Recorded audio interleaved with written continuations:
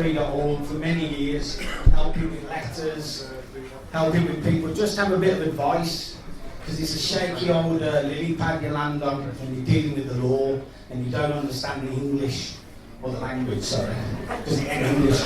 So Mark and John Whitrick, John Harris, them people at first were the vanguard in trying to tell us how we can interact with our, I was going to say foe, it's not foe, with our sort of state-controlled, mind-orientated, administrative bureaucracy. And so millions of pounds have been claimed back via this method, and it means that we have a way of talking to each other and also talking to the other who's trying to impress on themselves, on us. So, as I said, I think we've been in an abusive relationship with the state since the day we were born. And Mark is one of the people that's trying to give us a vernacular, a language which we can commit some authority back to ourselves. Who is the author of your book? If you give away the authorship, the authority, someone else will write it for you, and then you ain't got no say. So I'm going to introduce Mark in a minute. A few housekeeping if you haven't been before. We'll do an hour, thereabouts. If you want to do questions at the end, because sometimes the answer's in the next sentence, then we'll have a break of about 20-25 minutes. There's guys selling all sorts of things now. So if you make something, if you're good at something, then bring it. As I said, we're a celebration of artisans, really. We can do things a lot better ourselves. So there's organic veg and kombucha, which is fermented green tea, and numerous herbs and spices around. And I even ask, if you're interested in something, we'll either help connect or we'll bring speakers in. If you know speakers, we'll bring them in. The toilets, because I've got to do the housekeeping, women to the right, outside, and men to the left. There is a bar just in the back room by the snooker tables. The organic veg man has had to go and get his scales, which is ironic when we're talking about justice. That is, organic veg will be open at half time, and then we'll finish about 11:15, and then we have about 15 or 20 minutes of just milling. So if you enjoy milling, we'll do some milling, and you can purchase things as well. So I'm going to introduce Mark Ceylon. I've lost Mark Ceylon. Oh, I'm always doing this. I lose the speaker. So I'm going to introduce Mark Ceylon, ask you to turn your phones off, sit down and enjoy it. As I said, he's one of the vanguards, he's one of the first infantrymen that we can all look back to, and he's got a lineage, a beautiful lineage. We're all developing a lineage of action, what we said over time. It's on Facebook and it's kept on the internet. But Mark's lineage is what I'm trying to help people, really. From Nicky Summers and Tom Crawford and numerous other people, as I mentioned previously. As I said, it's a delight to welcome him. I hope you all enjoyed the talk. Thank you all for coming. Mark Ceylon, everyone.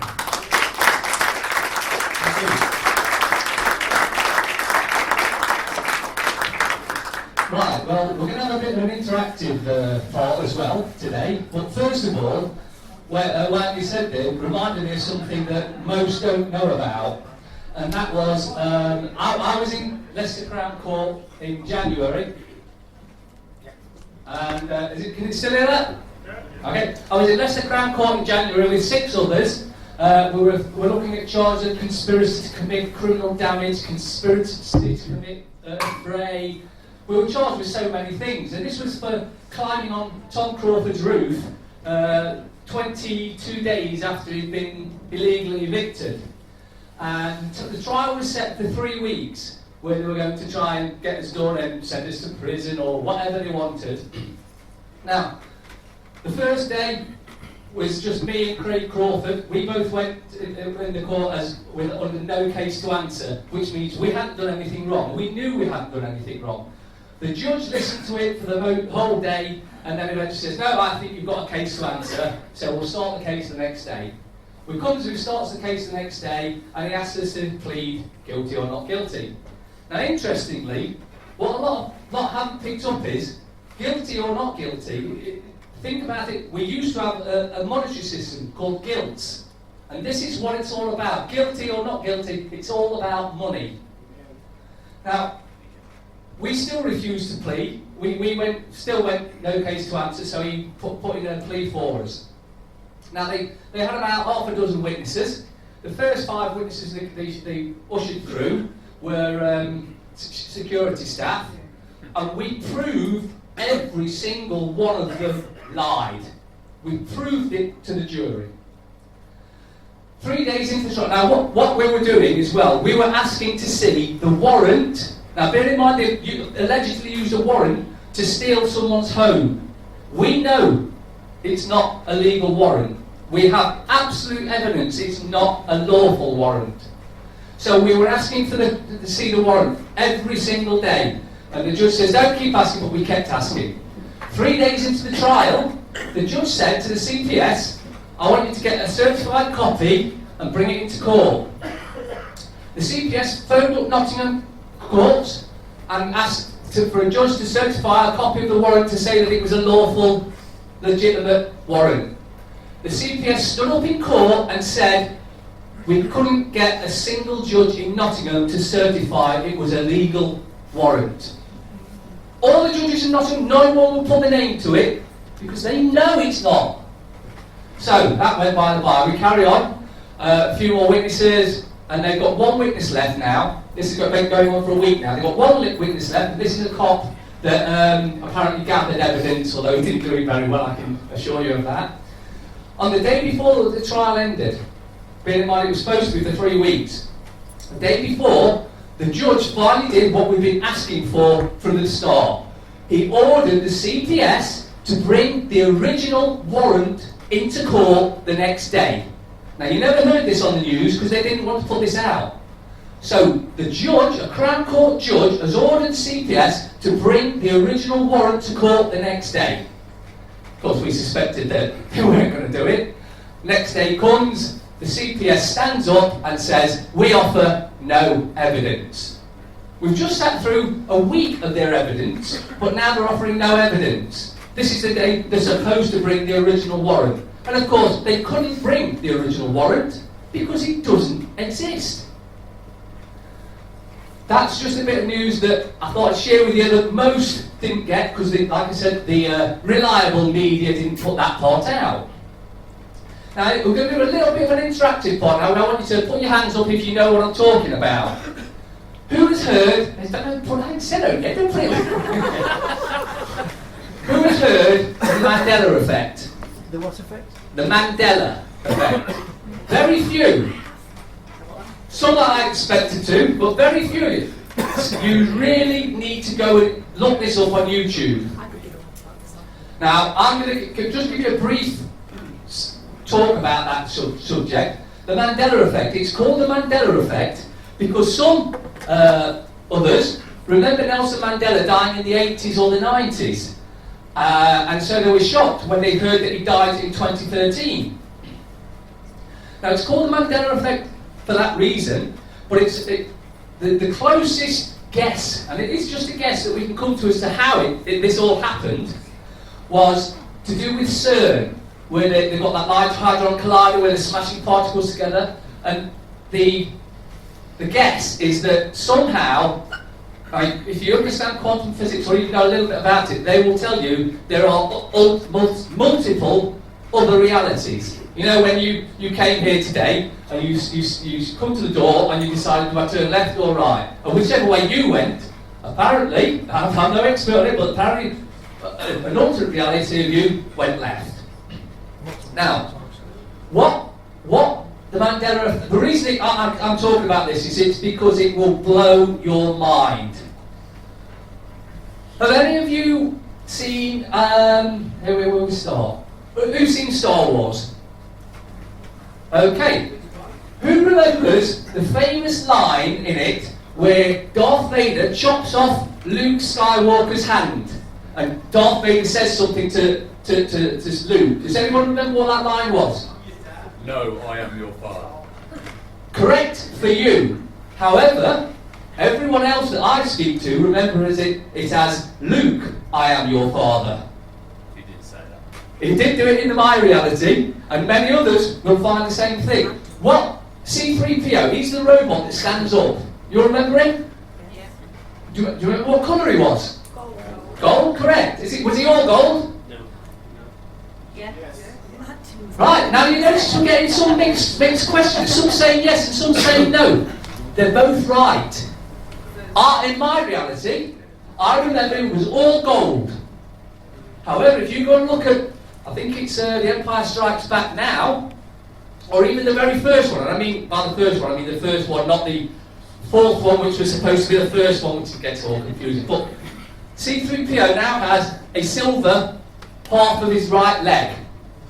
Now, you might think, well, it's just something that's happened. However, I was watching some bloopers, Star Wars bloopers, and in that, C-3PO has got a whole golden body.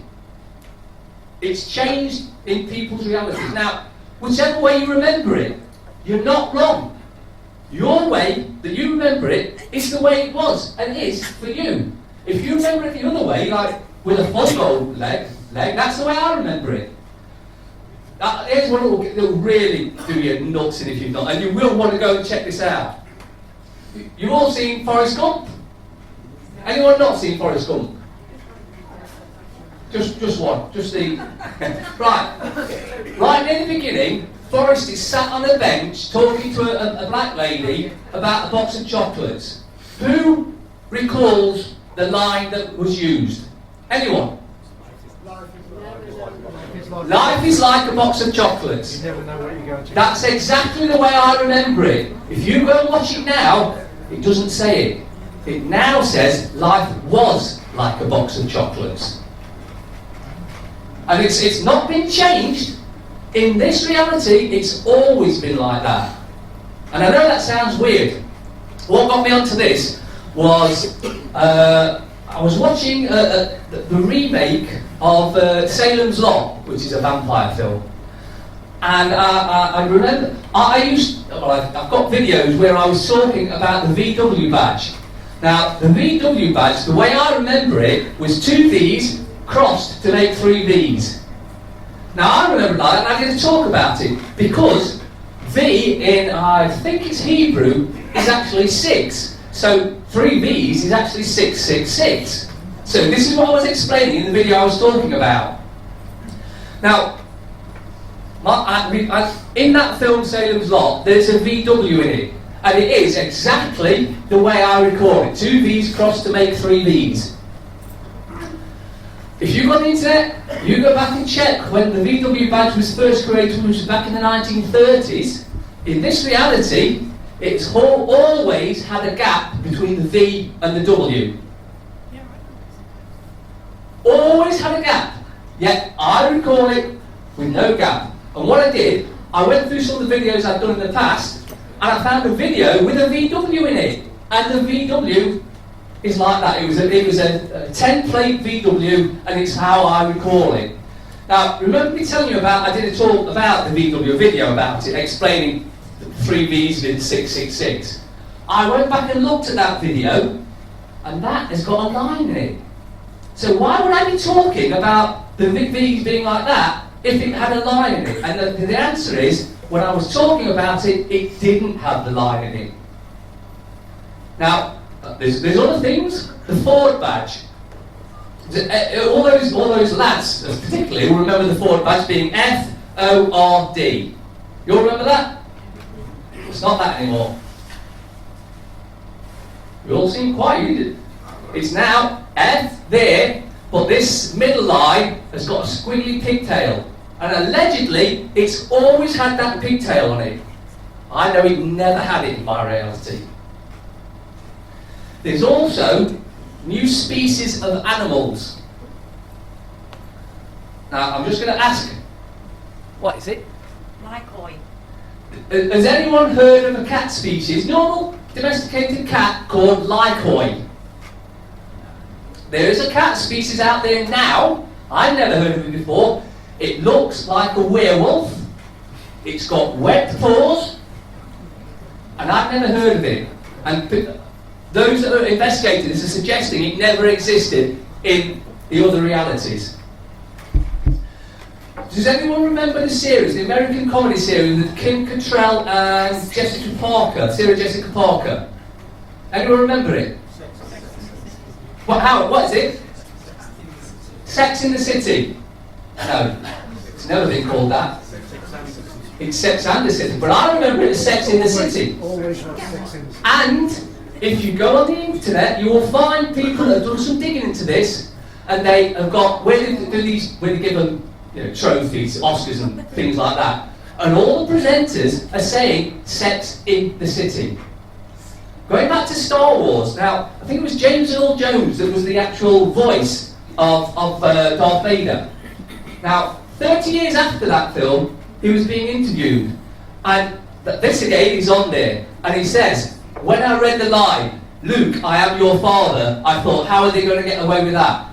This was the guy that was the voice that said, Luke, I am your father. He remembers it as Luke, I am your father. Yet in the film, it's no, I am your father. Did anyone watch the young ones? Yeah. How many people lived in the house?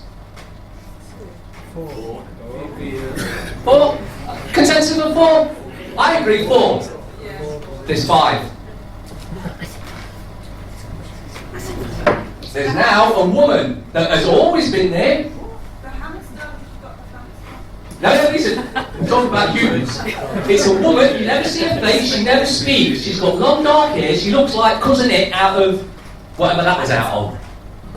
Go and check it out. All this is provable, and you will be absolutely gobsmacked by the things that have changed. Parts of the planet have changed. I remember, if this was North America, USA, below it, virtually directly below it was South America. It's now moved over to the right. Now, I went to Cuba for a holiday a few years back. Very nice, I would say as well. So I looked at where Cuba was. And Cuba was, you've got Florida here, and Cuba was over to the right-hand side. Cuba is now directly below Florida. Australia has moved. I remember Australia being far lower down in the sea than it is. It is now virtually touching the Philippines. Now, I'm not saying believe anything I say. I always say, go and check it out yourself. Because you will find things that you go, it was never like that. It absolutely wasn't. In fact, there was a series, that TV show with that obnoxious twat and the little one, Top Gear. The second series of that, they do a show about the VW, and in it you can clearly see it is 2 V's crossed to make 3. So there's some residual stuff left behind when we went through this change of whatever way you decided. The thing to recall from this is no one is wrong. So don't have an argument with someone because they remember it different to you, because that's the way it was for them. There are so many things that change. I could go on all night just about this, but I won't because I'm not here to talk about that. But I just thought that would pique your interest. Go and have a look on YouTube. You'll find people are posting from all over the world about this stuff because things have changed. One final thing, I've just popped into my head. Does everyone remember what you can spray on your carpets and furniture to make them smell nice? Febreze. How do you spell it? F-A-B-R-R-E-E-Z-E. That's the way I remember it. It's only got one E in it now. And there's always only had one E in it, in this reality. This weird, it's weird. It is weird. Anything to do with 2012? No, because the first case was reported in 2010. And that was the woman that reported that she recalled Nelson Mandela dying in the early 90s or late 80s. Very interesting, and it will take you in and you'll be stuck watching this stuff on YouTube for a long time. You'll see the same stuff over again and over again. One other thing, George the monkey, Curious George, has he got a tail or not? See, what yeses and nos. I remember him having a tail. He's a monkey, but apparently he's never had a tail. Weird stuff. Just check it out. Right now, to what I was invited for by Andy. Debts. Now, I could talk on this subject for hours as well, but I've been told I've only got a certain amount, so I'll try and keep it as close as I can to what the important stuff is. So I moderate on the website getoutofdebtfree.org. We've now got over 90,000 members.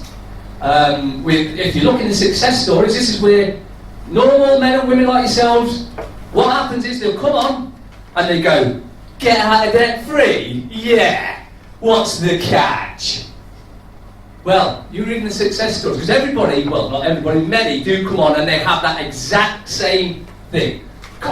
Why would somebody get me out of debt for free? And that's quite simple. It's because debt is a scam. You don't owe anything. Oh, I haven't got a...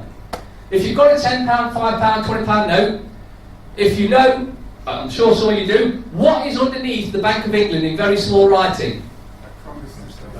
I promise to pay the bearer on demand the sum of whatever note it is.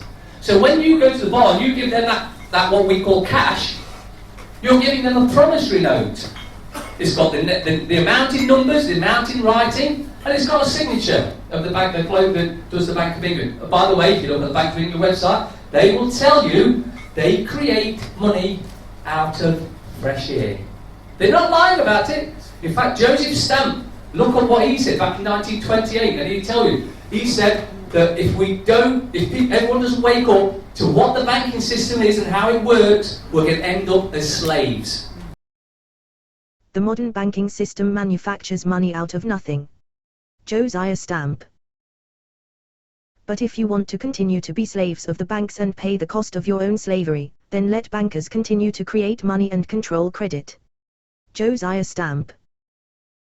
Banking was conceived in iniquity and born in sin. Josiah Stamp. http://www.breaquote.com/quotes/authors/j.josiahstamp.html. And we very nearly are. So, why do you not owe any money? Of course, they wouldn't let you get away with it, but the reason you don't owe any money, you go to a bank, say, yeah, I'd like £10,000, borrow £10,000. They go, yeah, sure, no problem. Come over here, fill this agreement in. And on that agreement, it's got the amount in numbers, £10,000. It has it in words, £10,000. And then you put a signature on it. You know what you've just done? You've just created a promissory note, which is what I promise to pay the bearer on demand is, a promissory note. You created a promissory note. What the bank then does is a rather neat, slight, snidey, backstabbing bit of work. You just created the money, the £10,000, you created it with your signature, you created a promissory note. You created the money, they then pretend to lend it to you, and then they ask you to pay it back plus interest. Now, you might say, that can't be right. Why do they use an agreement and not a contract? An agreement, it's like, me and Andy, if I borrow 10 off Andy and I say, yeah Andy, I'll pay you back, a couple of weeks come and I don't pay it back. Yeah, well, screw Andy, he can afford it anyway. It's just an agreement, doesn't mean anything. Now, you should be honourable, of course I would give it back. But, that's because he gave me actual promissory note and I will give him a promissory note back. But what you do when you go to the bank is you create a promissory note which they then merely facilitate the credit of your promissory note. There's two accounts, everyone has two accounts, you don't see the other account, it's hidden, that's where the real cash is. And you get your promissory notes. Why don't you use a contract?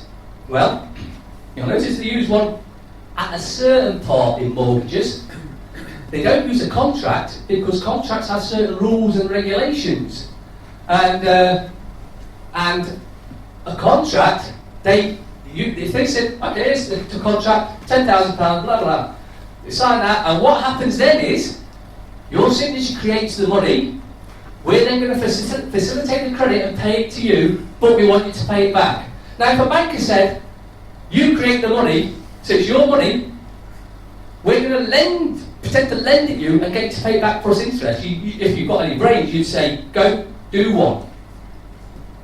They don't use a contract because they would have to tell you where the money comes from. That's why they use an agreement. I'm going to talk about mortgages now, because this is also quite interesting. When you go, anyone that's got a mortgage, you fill out your mortgage agreement, and this is a mortgage agreement. I wonder why that is. Oh yeah, just explain that.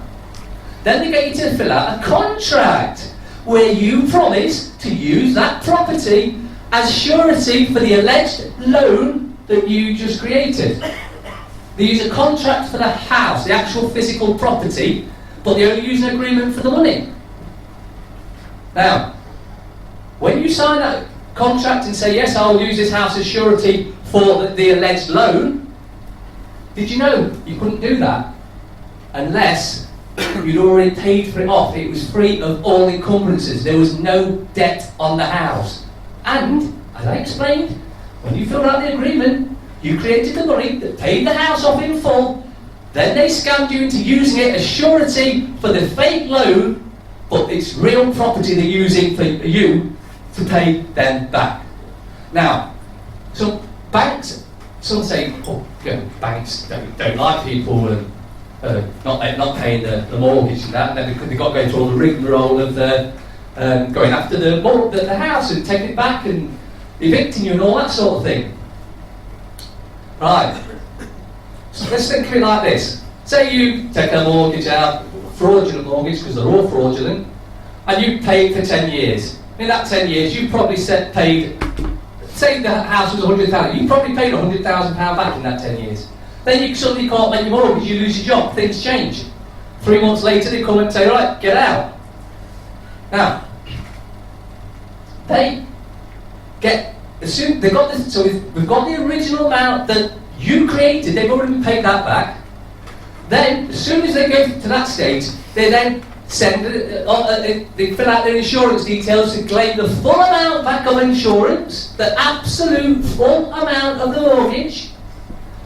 Then, they'll sell the house at a lesser value, usually to one of their buddies, at a knockdown price, usually half the value of what it's actually worth. So they're getting half of the value on top of the full value from the insurance, plus the full value of what you've already paid up to that point. Banks love it when you can't pay your mortgage. They make it hand over fist. Now, with houses, it's very, very tricky. They will go after, the only time they won't go after you, if you owe some money, allegedly. Like I said, you don't owe any money. No one owes any money to anyone. And if you look at the Bills of Exchange Act, it actually states that. What happens, say you borrow £10,000, if you don't own a house, it's way easier, but even if you do, if your house is in negative equity, they generally won't go to court and try and get a charge on it, because they're not going to get a charge on it, because the mortgage company's already got a charge on it for the amount of what it's worth anyway. So there's no point in them trying to get a charge, because they won't do it. So you can still get past this if you're in real dire situation. So, if you haven't got a house, and you take a loan out, as I explained, you create the money that the bank fraudulently pretends to lend you, and then they want you to pay back. So, when you go through this process, and you lose your job, you're ill, whatever reason, we all have reasons why we can't keep paying fraudulent banks. And so, you start to struggle. Now, first thing they'll do is they'll let you know, hey, come on, pay up. Those that are fortunate enough to get out of debt free, come on there and are usually very, very scared and very desperate. Sometimes people ask, why have I been doing this for so long? And that's because I've been in that situation. I nearly lost my house. This was back in 2008. I managed to sell it. We've been to court for repossession. We've got 2 months given rather than standard month because it was going through the process. So we managed to sell it, and there was a little bit of money on top. And at the time, I allegedly owed between £40,000 and £50,000. And I got some equity back, and I thought, now I should go and pay all these criminal. Oh no, I won't. And I went on holiday. And that's what I would suggest you do. If I had known back then fully what was going on, I wouldn't have got in that situation in the first place. The money I was borrowing was to keep my company going that was failing because of the situation of the whole economic crash that was coming. And I just kept borrowing the money, but I'd gone on holiday with it. That's what I would have done if I'd known, but I didn't. Well, I still, that's like I said, I managed to go to Cuba, and that was thanks to that. So you go on the website.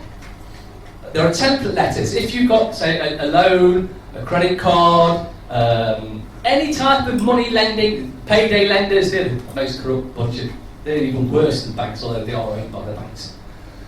You've got any sort of loan, you owe any type of money, go on the website, we've got template letters. Now, if you decide to do this, because you have to take responsibility for what you do. The problem, or the reason we've got in the situation that we're in, is because we've been thinking, they're up in Parliament, they'll look after us, they're there for our benefit. Who in this room thinks any of them, yeah, I won't swear, in Parliament have got anything, are doing anything for us, or are they doing it just for themselves? Who thinks they're doing it for us?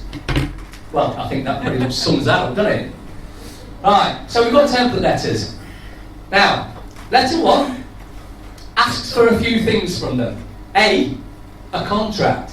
Of course they can't provide a contract because they never used one, because they used an agreement, because they were defrauding you. We ask for a few other things as well.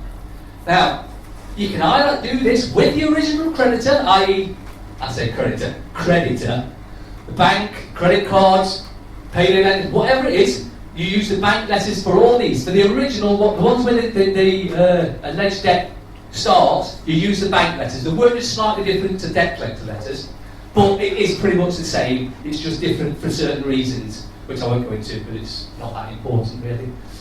You send letter 1. Now we say, allow 10 days. 10 days is a reasonable time. It's not 10 working days, it's 10 days. You send letter 1 on the 1st, on the 10th, you send letter 2. On the 20th, you send letter 3. Right. So you send letter 1 off, and sometimes you might get a letter back saying, oh, you've been on one of these internet sites, these internet template letters don't work. Go and read in the success section. Who do you send the letter to? Whoever is chasing you. If it's the original, say you just took out a bank loan, if it's them, you send it to the bank. Who? Right?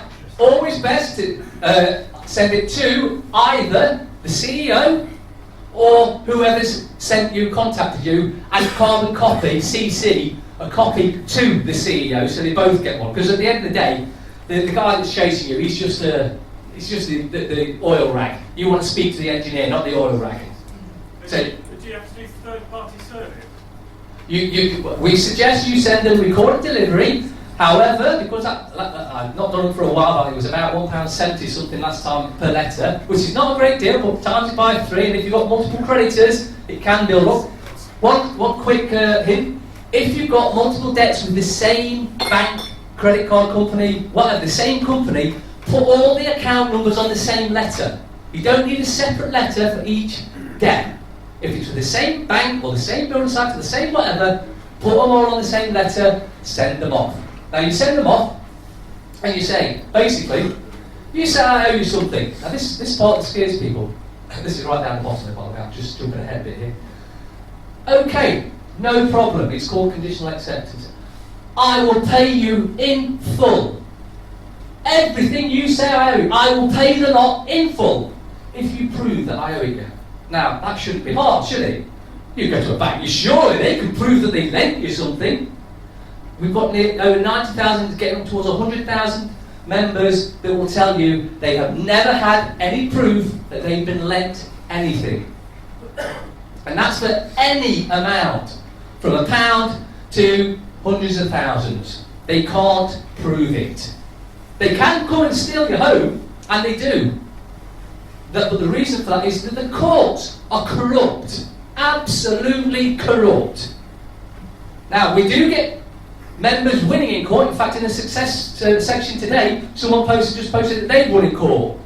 It was to do with a debt. So, I do jump about it. So, letter 1, you send letter 1 off, you wait 10 days. Whether you get a reply doesn't matter. If you get a reply, it'll be, like I said, These are template letters, they don't work, blah, blah, blah. This is American laws, even though it quite clearly is a British statute, because there are no laws in this country. There are 2 laws: cause no harm, cause no loss. If you follow them 2 laws, everyone's happy. If you do break any of them, then you've got to compensate whoever you've injured, the injured party. So, we send the letter 1 off. They write back, it'll be bunk, it'll be rubbish, it'll be absolutely not what you asked for. You send letter 1 off, you keep a copy. In fact, you keep the original copy, and I would scan the copy that you're going to send off, because you're going to keep the original copy. Send the copy off. They reply to you. What do? Do you panic? They said this is... No. What you do is you get letter 1 out. You read what you put in letter 1, what you asked for. Then you look at what they've replied to. Have they give you this? No. Have they give you this? No. Have they give you this? No. Did they give you this? No. So they haven't replied to your letter. The only reply you get will be fear tactics, scare tactics, big red letters, danger, warning, your life is about to end if you don't pay me now. That's all you'll get. Or you'll get nothing. They won't even reply to you. Now, if they don't reply to you, what do you think? Is that good or bad? It is good. It's very good. Do you know why it's good? Because if somebody doesn't report something you say, they agree to it. So they've agreed that everything you said in letter 1 was correct. You send letter 2 off, after 10 days. And whether you get a reply or not doesn't matter. The only reply you'll get will be utter bull, or you'll get no reply at all.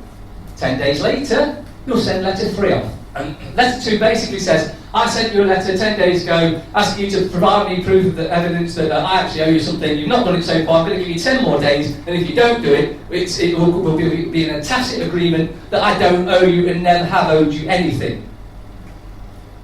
10 days later, you send letter 3 off. And letter 3 is, this is summarising, you've not been able to prove I owe you anything, so we are now in a tacit agreement that I don't owe you anything. Now, that doesn't mean they're going to just walk away and think, oh damn, he's sussed the system out. No. They might write to you with threats of the world's going to end. They won't get bailiffs involved. Don't worry about that. Now, if there are only a handful of companies that can actually come to your door, that have got a licence to come to your door and go, please pay me, please. A handful. Many do it unlawfully. Now, if you're in fear still of these sort of charlatans, we also have a denial of access letter. Now, what that is, everybody has an implied right of access to come to your door. And did you know, if they ask for some water, you're obliged to give them a glass of water. Water is life of us. I'm not saying let them in, but you are obliged to give them some water. However, you send the denial of access letter off with letter 1, or letter 2, or letter 3. Or send it by itself if it comes up late and you get a bit worried. Anyone that has been sent a denial of access letter will not come to your door because they will be trespassing. There's multiple types of trespass. The first trespass will just be normal trespass. Then, now this you have to see one of my videos where I was arguing with some bailiffs. They were trying to repossess that house. And no, it was the police actually I was talking to. The first is just standard trespass. If they refuse to leave, it's aggravated trespass. And if they still refuse to leave, it's criminal trespass. And they can go to prison. But you have to know what you're talking about, because they will lie to you through their teeth to get you to capitulate to them. Again, I've jumped a bit forward again, so we sent third letter off. Now we also have something called an estoppel. An estoppel is a legal type of letter, which basically, you'll send that after you've sent letter... Oh, by the way, in letter 3, you've got to add this bit yourself, because it's not in the template letters, because we don't want to do all the work. We don't want you to go, it's template, let's send it off, not even read it. Read it, understand it, read it multiple times so you know exactly what you're asking for. In letter 3, there's one bit you need to add on, and that is, right at the bottom, you write, notice of intention of estoppel after 30 days. And what that is for is because you're going to wait 30 days after you send letter 3, and then you're going to send the legal document, the notice, the estoppel notice.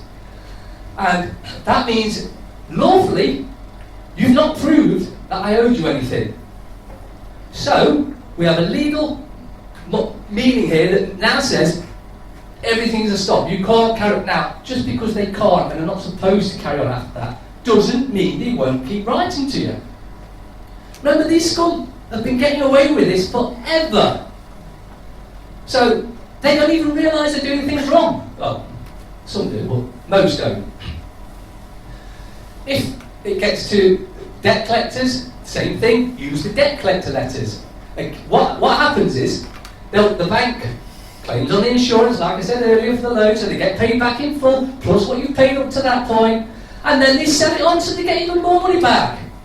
Again, they're loving it. They sell it on to a debt collector. A debt collector is a third-party interloper. Now, when they sell it on, they have to sell it with certain paperwork that follow the actual alleged debt around. Well, one of these debt types of paperwork is what's called, mine's gone blank now, an ovation agreement. An ovation agreement. Now, an ovation agreement is a tri-party agreement between 3 parties. One being the creditor. This is when they're selling from, say, a bank to a debt collector.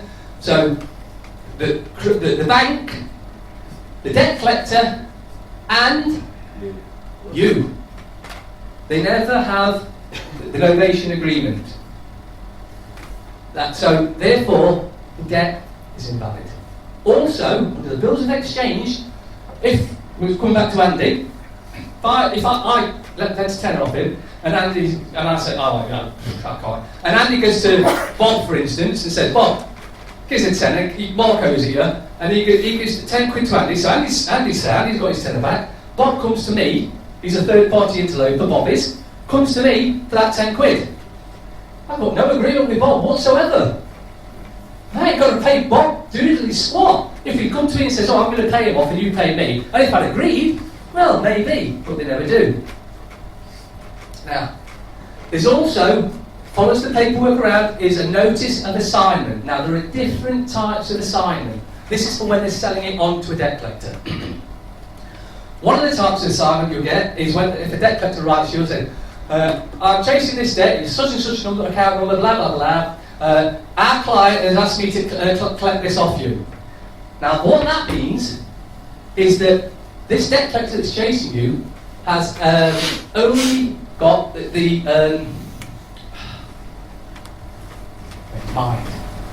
only got the no, they've only got they're working for the bank. They've only got an assignment to chase you for that. They've got no legal binding for the debt. Having said that, they can say whatever they want to you. The world's going to end. We're going to send someone around to visit you. We're going to take you to court. They don't have the capability to do anything other than write to you, but they can and do lie through their teeth all the time. If it's that type of thing, you've absolutely nothing to worry about. I would still either reply to them when using debt collector letters, or if you've done that and they're still writing, addressing not recognised, record it for fraud, and put it back in the post and send it back to them. And it's fraud because this is the big thing. When you get a letter, you think it's to you. It's not to you. It might have your name on it. Mr. Bob Smith. That's not you. Mr. is a C term, and what it means is they're writing to the legal fiction that was created when your parents grasped you up to the state and created artificial fiction, your birth certificate. That's who they're writing to. It's two-dimensional. It's a piece of paper. But you see the name on it and you think, yeah, that's me. You open it up, you go, yeah. You're taking liability for a piece of paper. It's one of the biggest scams on this planet, but I assure you, it's spot on. I also say, don't believe a word I say. Go and do your own due diligence and check it out yourself.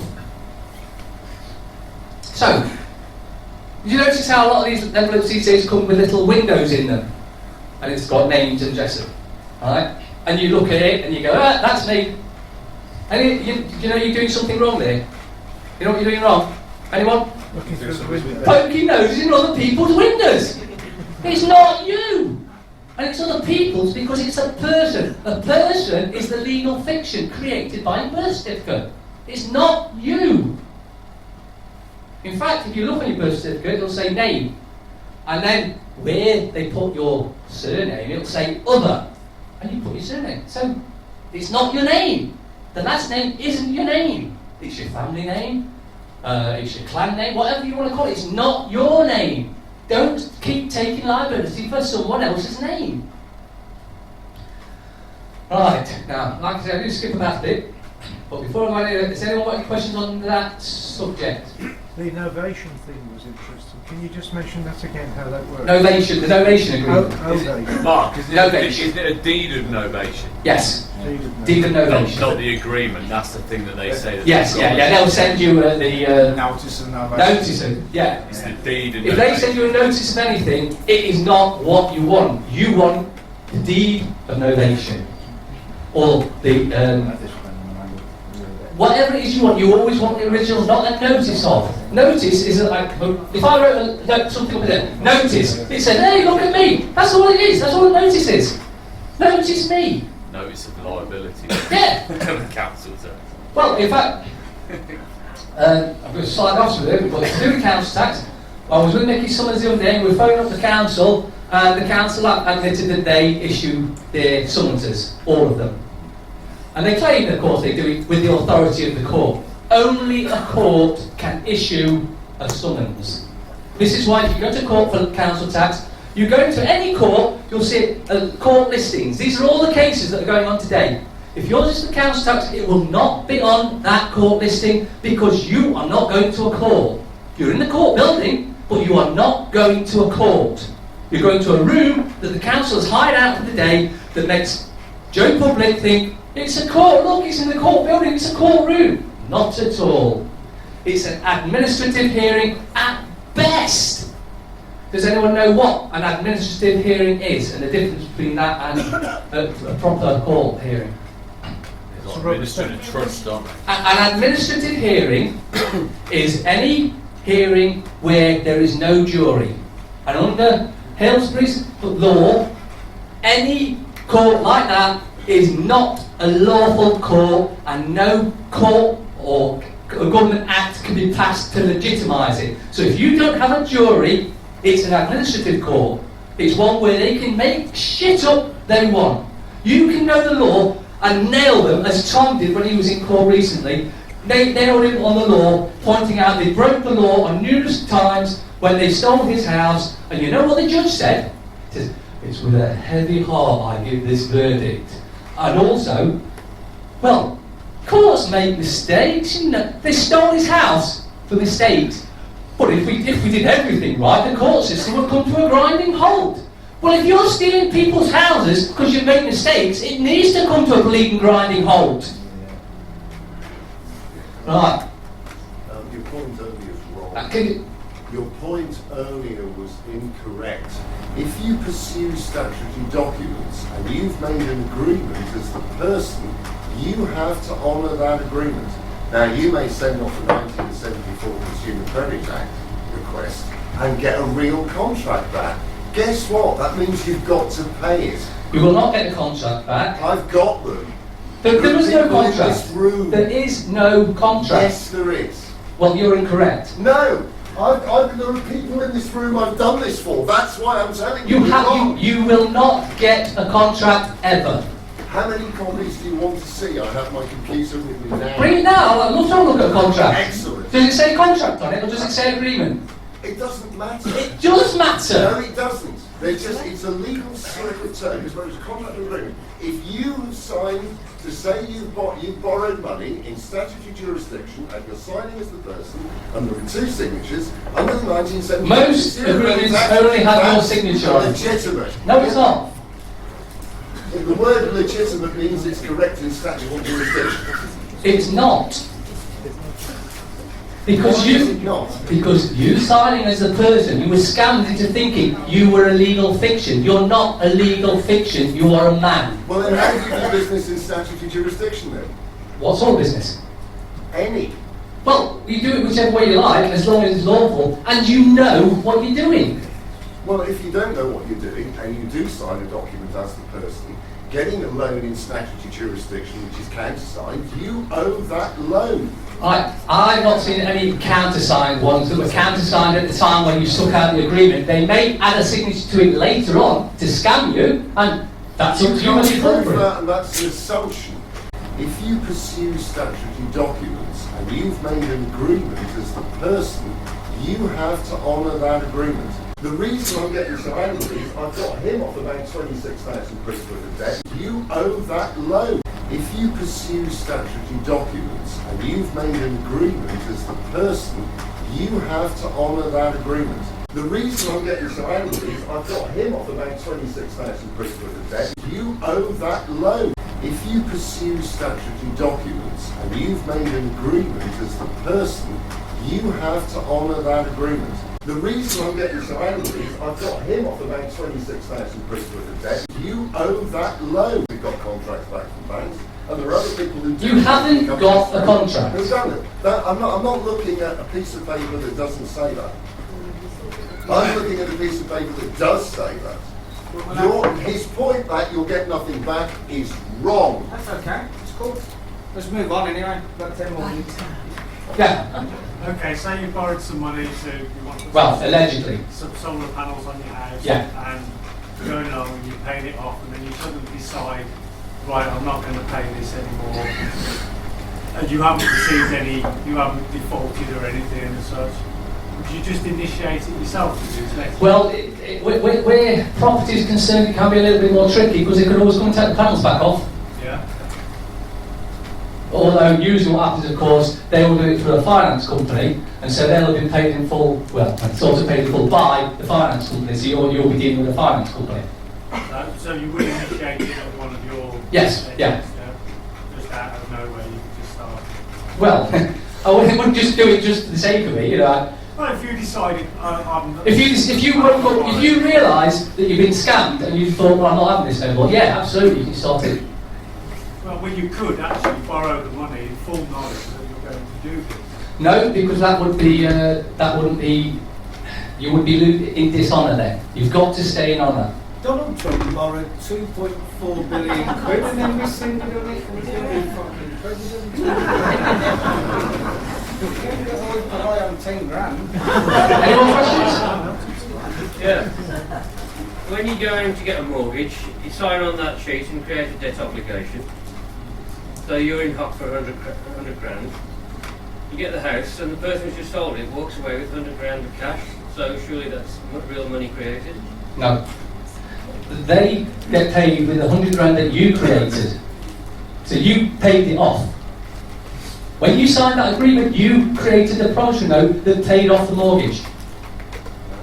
So when the bank forwards the amount to them, it's the amount that you created.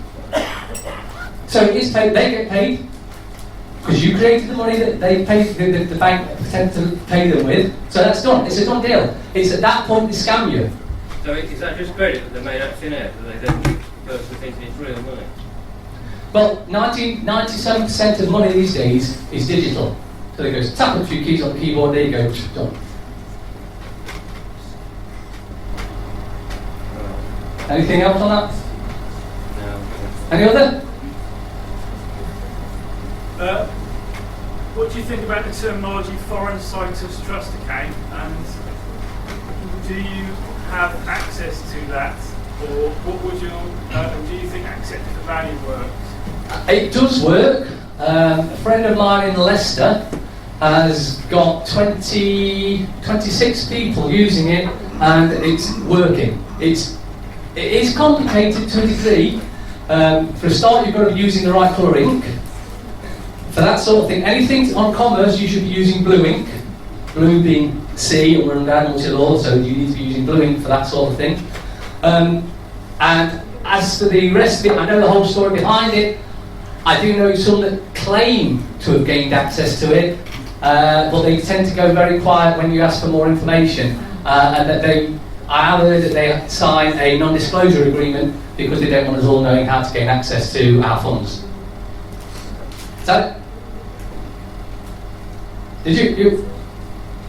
Did you have a question?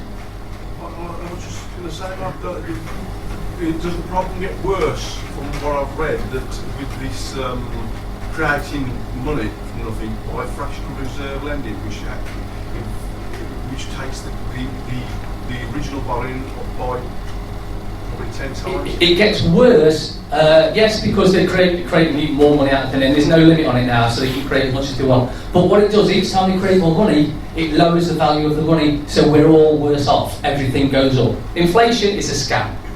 This Brexit, for instance, right?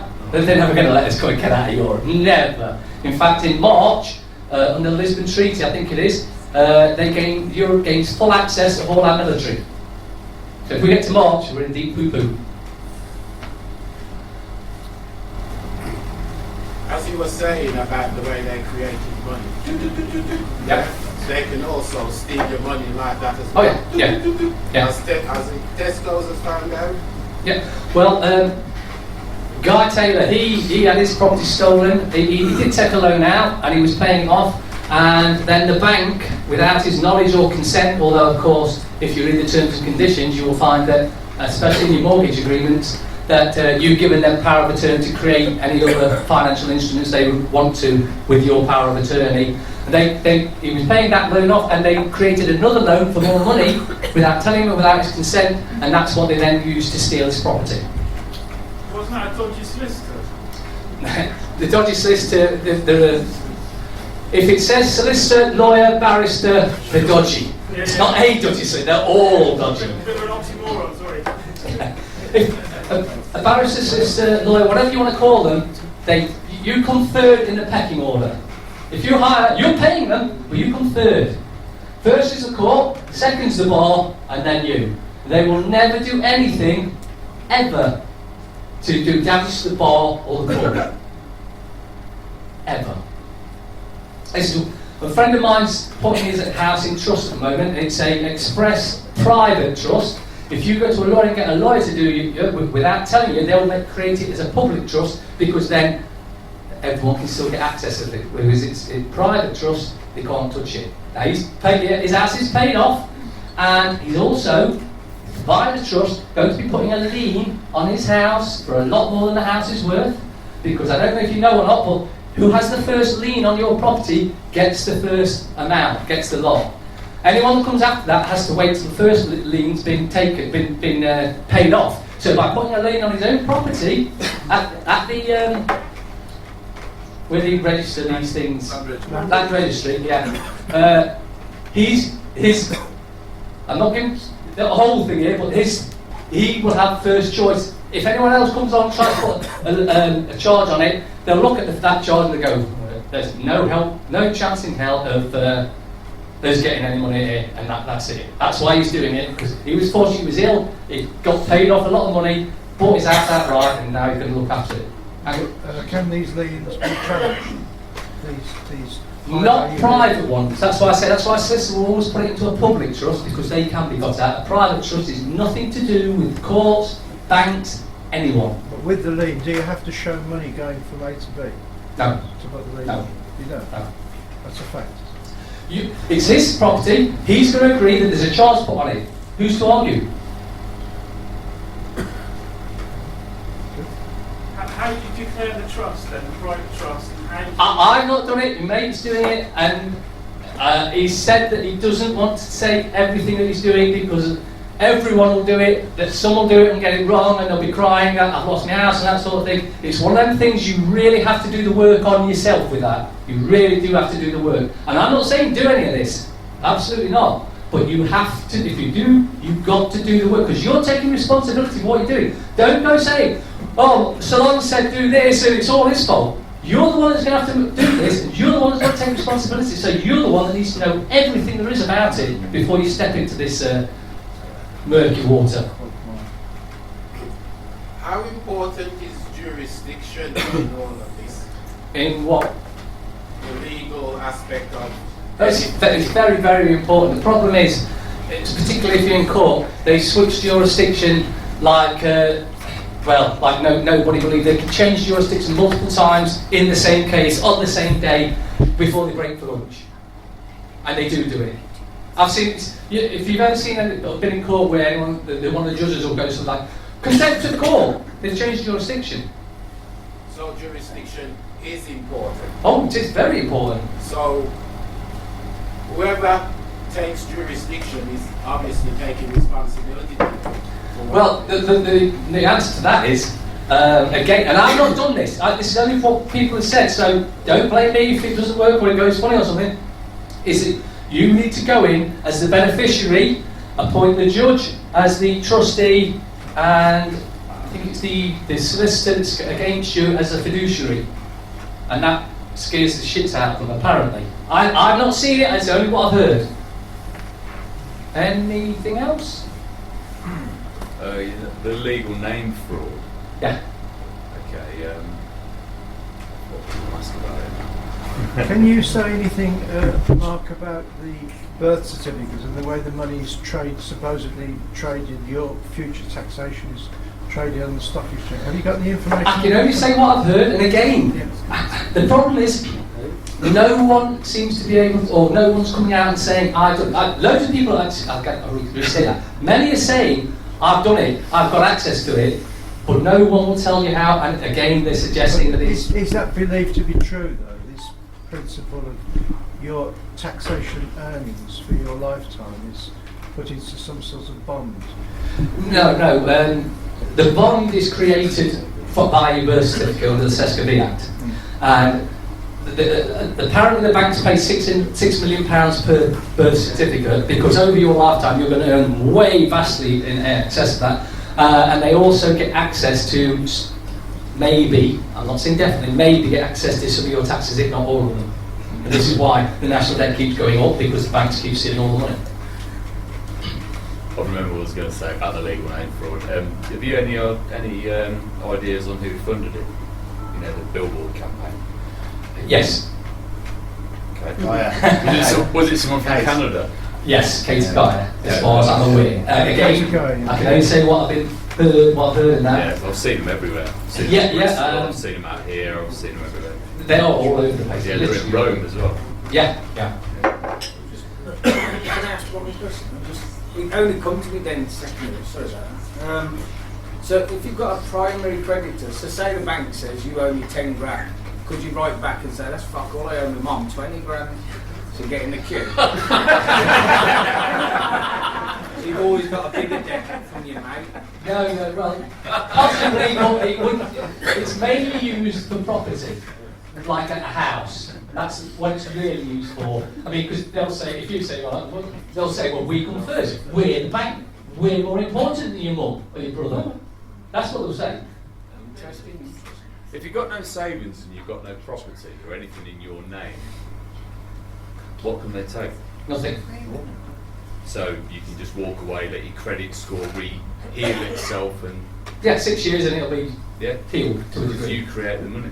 Mine isn't quite so healed, because although it's been over 6 years since I did my little messing about with the system, I've not been on the voters register at all, so that gives you a bad credit rating as well. If your property's been repossessed, Yeah. and then after the shortfall, Yeah. do you still use the same letters? Yeah, the bank letters. We had a neighbour of ours, similar thing happened, they thought, oh, they'll sell it, we might get some money back. And we kept saying, you're not going to get any money back, you get a massive debt. They went through with it anyway and ended up with 40 grand's worth of debt. They used the letters, and apart from once every 3 months or something like that, where they get a letter, you owe us this money, there's nothing they can do. They've took the house, what can they do? So I can use the same template letters? Yeah, the bank letters. Any more questions, please? I live with my son, and I'm in his home, no car, obviously I'll get access to my son's car. Did I hear in one of your videos that you think the bailiffs could come down and put on his house or on his car, because I'm living there occasionally? As far as I recall, if you talk about cars and, for instance, Not mine. fines or loans or anything like that. If it's at that particular address, I believe that anything registered at that address they can now take. So if it's your car was registered at that address, they could. No, it's not my car. No, I'm just saying if it was, they could potentially take it, although there'd be a hell of a fight, I would imagine. Yeah. So they could check my son's car because officially Is it? It is under his name. What debt is it for? Oh, this bank. It's only a credit card, sorry. Right. Okay. And do you own the house? Or is it? No, it's my son's. I just live there. They're not going to come for that. I just wanted to because they're sending letters to there. That's what it was. Yeah, no. I didn't want to get my son into any crap. No, they're not going to come for that. And if it's council tax, parking fines, anything like that, they could come and clamp the car. That's what he's for me though. That's what I'm trying to say. Yeah. Just I won't drive his car. That's what I'm trying to say. But it's in his name on his drive. Yeah. No, you should be fine with that. Shouldn't be a problem. Emily? Thank you.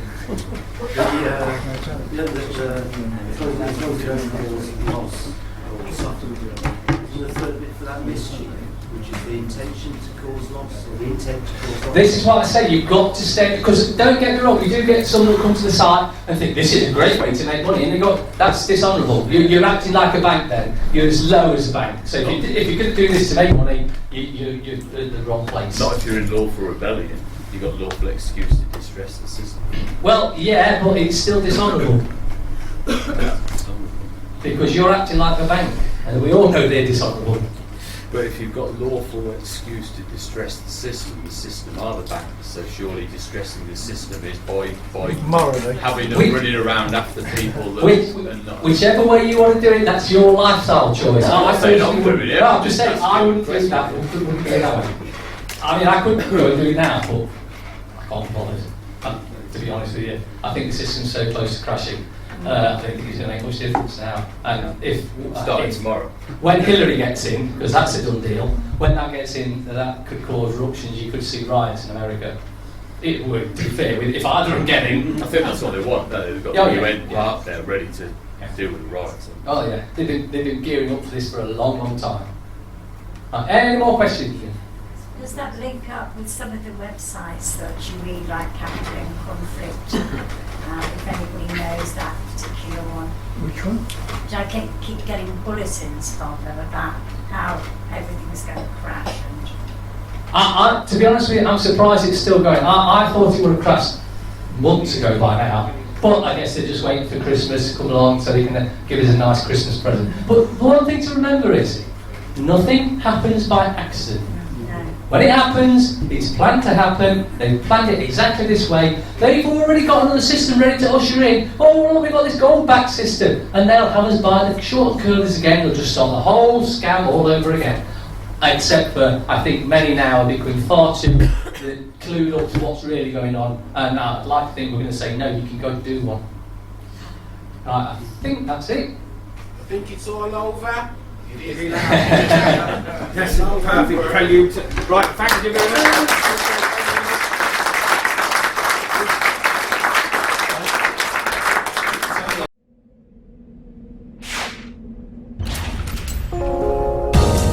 Debt Free TV, in association with GetOutOfDebtFree.org.